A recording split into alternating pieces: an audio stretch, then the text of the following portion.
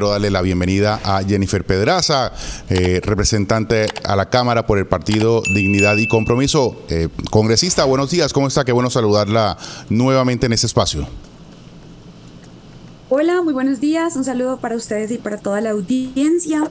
Bueno, a mí me gustaría, para hablar de este tema, empezar señalando que realmente lo que se presenta como un subsidio al precio de la gasolina es un subsidio a las ganancias de Ecopetrol y vía ese mecanismo un subsidio a las ganancias de los accionistas privados de Ecopetrol y un ingreso casi tributario para el gobierno nacional. ¿Por qué digo esto? Porque a pesar de que en Colombia producimos el 75% de los combustibles, si englobamos la gasolina y el ACPM, lamentablemente nos cobran a los colombianos y a las colombianas como si fuéramos ciudadanos norteamericanos, como si ganáramos en dólares. Nos cobran el galón a precio internacional. Y esa es una decisión política que tomó el gobierno colombiano en 1998, lo cual no tiene ningún sentido, dado que nosotros producimos la mayoría del combustible que consumimos acá y no somos un país importador neto. Hay muchos países a los que les toca pagar a precio internacional porque no producen un solo galón de gasolina. Esta medida no se explica en Colombia y el presidente Gustavo Petro y el ministro Luis Fernando Velasco lo saben tanto que antes de ser gobierno ellos mismos criticaban esta fórmula, pedían que se modificara la fórmula de cálculo del combustible, pero ahora que son gobierno y que se benefician de que le paguemos más caro el galón de gasolina a Ecopetrol vía la distribución de dividendos de nuestra empresa pública, pues parece que se acomodaron muy fácil a esta fórmula de cálculo del precio de la gasolina que es injusta para los colombianos. Congresista, usted ayer en ese debate donde tenía también al gobierno enfrente y de hecho también al ministro del Interior, Luis Fernando Velasco, que cuando fue congresista, como usted bien lo remarca, era uno de los congresistas que que duro le daba al incremento, al precio de los combustibles. También defendía una fórmula diferente para calcular el precio en Colombia de este combustible, el precio interno. ¿Cuáles son algunos de estos datos que usted reveló y con lo que justifica que Colombia no aguanta más este tipo de incrementos a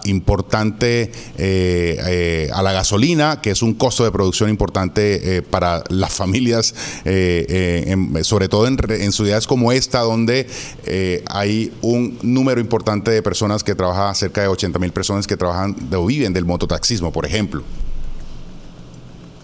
Bueno, el día de ayer en el debate de control político, que además continúa hoy, mi interés fue desmontar varios mitos que el gobierno nacional ha venido presentando frente a esta medida. El primero es que existe un subsidio. Realmente no existe un subsidio al consumo de las personas que van y tanquean sus motos, sus carros, porque piensen en esto, imagínense que mañana el gobierno dijera, no, el pan en Colombia ya no lo vamos a cobrar a 300 pesos ni a 400, sino que lo vamos a cobrar como lo venden en Estados Unidos, que vale por ahí 2.000 pesos. Pero agradezcan que solamente lo vamos a subir a 1.500 y les vamos a subsidiar los otros 500. Es un subsidio de alguna manera tramposo o engañoso, porque la medida que realmente está encareciendo el bien en cuestión es la decisión de cobrarnos a precio internacional. El segundo mito que me interesa desmentir, pero como usted muy bien lo dice, ya la opinión pública lo sabe porque es que la gente lo está sintiendo en sus bolsillos, es que supuestamente esto solamente va a afectar a los mega ricos de nuestro país. A ver, el 80% de las motocicletas están concentradas en los estratos 1 al 4. La gente lo sabe porque además, ante la ausencia de un transporte público digno, que es el punto central, las medidas que funcionan en Europa para desmovilizar los carros y las motos ha sido el fortalecimiento del transporte público y la existencia de redes férreas y de metro, cosa que ni siquiera tenemos en la mayoría de ciudades de Colombia. O sea, apuradito Medellín y también está absolutamente lleno.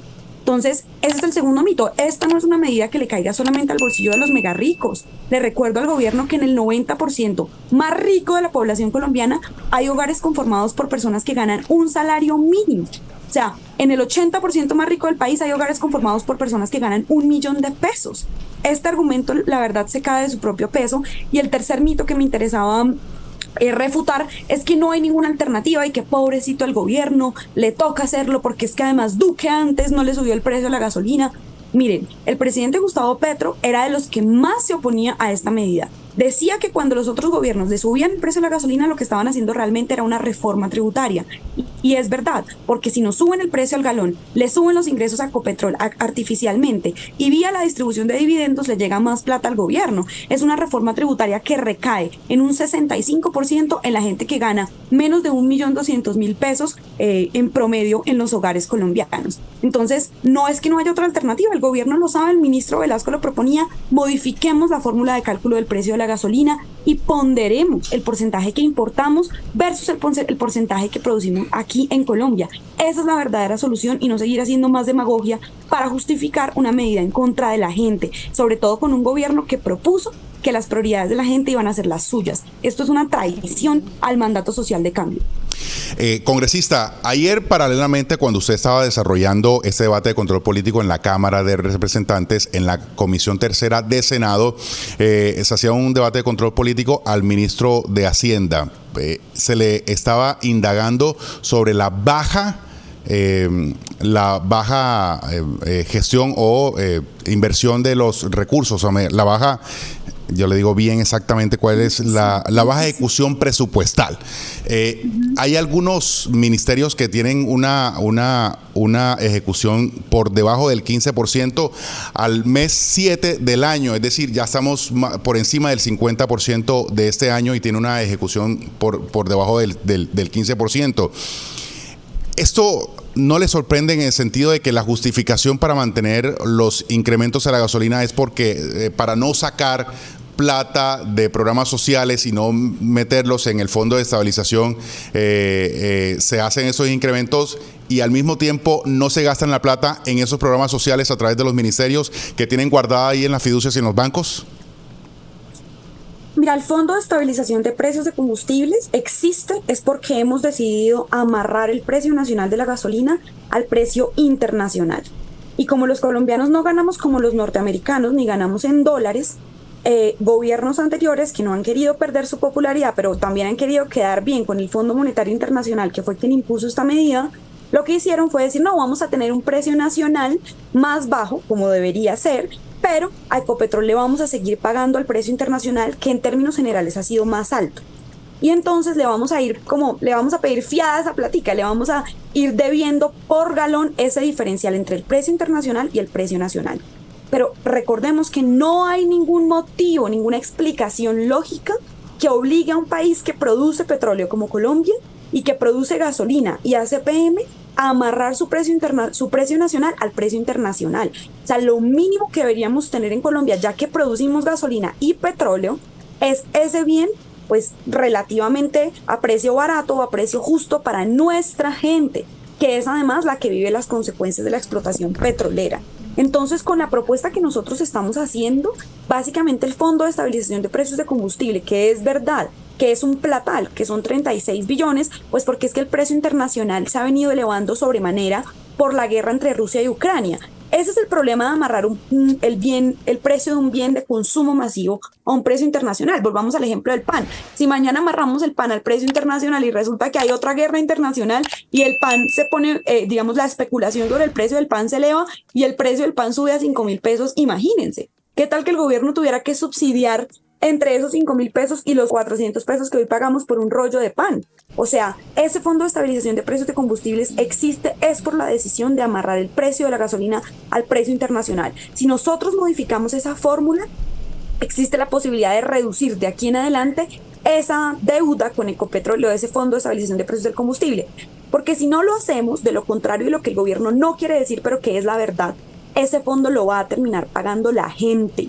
Y hoy estamos hablando de que ese fondo asciende por año a 17 billones de pesos. El gobierno quiere recaudar en el incremento del precio de la gasolina 5 billones de pesos, de los cuales el 65%, repito, va a venir de los deciles noveno hacia abajo de la distribución del ingreso. Así que no es verdad que esto le caiga a los ricos. Y si me dejas decir una ñampa, porque sé que en la costa Caribe, mejor dicho, han insistido mucho en esta idea, y es que esta es una medida para promover la transición energética. Esto no es verdad y estudios de la CEPAL han probado que en los países de América Latina la medida que más funciona es ofrecerle a la gente, especialmente a la gente pobre, otras alternativas de movilidad. Porque por el contrario, al ser la gasolina un bien insensible ante el incremento del precio, o sea, Le suban lo que le suban, la gente va a tener que seguir trabajando su moto, la gente va a tener que seguir usando su moto. Lo que termina pasando es que la gente pobre termina destinando una mayor porción de su salario al pago de la gasolina. Lo que sí nos sirve para la transición energética es priorizar cronológicamente medidas que le ofrezcan a la gente otras alternativas. De lo contrario, la gente va a terminar, como diríamos popularmente, clavada por esta medida. Congresista, usted ha sido muy insistente en el tema de hacer un cambio en la fórmula para calcular pues el precio de la gasolina. Quiero que por favor nos explique exactamente cómo sería ese cambio para que pues nuestros televidentes lo puedan entender mejor. Buenos días. Bueno, a mí me parece, la propuesta que nosotros hemos hecho es poder ponderar que el 35% el 35% de la gasolina hoy la importamos. En ese sentido, ese 35% o esa porción de la gasolina tiene sentido que tenga variables como el precio internacional y el dólar, pero el otro 65% no. Y en el diésel es peor, el 85% del diésel lo producimos aquí en Colombia. No tiene sentido que amarremos la totalidad del precio de la gasolina y del diésel al precio internacional. Nuestra propuesta es ponderar y evaluar en el costo nacional, o sea, en el 65% que producimos acá y en el 85% del diésel, si no estoy mal, es 85 o 75, se las debo porque ahora dudé, pero ponderar los costos de producción más un margen de ganancia para nuestra empresa pública. Hay que cuidar Ecopetrol. Yo soy súper fan de Ecopetrol, por decirlo de alguna manera, y las medidas que nosotros proponemos para cuidarla, contrario a lo que ha dicho el gobierno, es no frenar la exploración de hidrocarburos e invertir recursos en las refinerías. Nosotros hoy podríamos disminuir ese porcentaje de importación, pero el gobierno ha decidido no meterle un solo peso a las refinerías, y las refinerías son el proceso que se le aplica al petróleo para poder sacar gasolina y ACPM de ese bien primario.